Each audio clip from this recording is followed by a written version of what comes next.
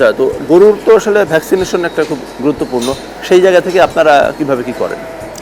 আমাদের এখানে আপনার ভ্যাকসিনেশনটা আমরা ঠিক টাইম মতো দিয়ে থাকি। আমাদের গরু এবং দুম্বা যেগুলো আছে আমাদের প্রতিনিয়ত ভ্যাকসিনেশন করা হয়।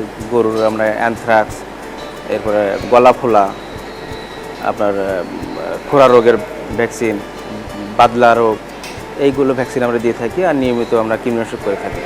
মেস্টাইটিস রোগটা আসলে ক্ষেত্রে এটা খুবই গুরুত্বপূর্ণ একটা বিষয়, যেটার ক্ষেত্রে আমরা সবসময় পরিষ্কার পরিচ্ছন্নতা রাখি। আমরা দিনে 3 বার আমরা খামার স্প্রে করে থাকি, মানে জীবাণুনাশক দিয়ে।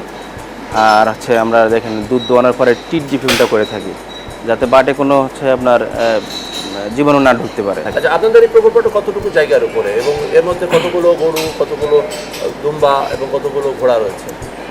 আমাদের এই পপুলার এগ্রোটি মূলত হচ্ছে আপনার প্রায় 300-র কাছাকাছি শতাংশ জায়গার উপরে অবস্থিত।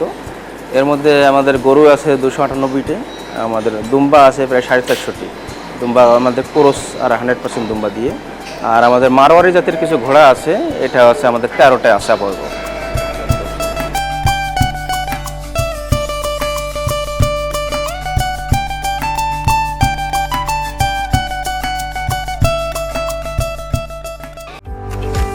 সৌজন্যে আকিজ ফিড।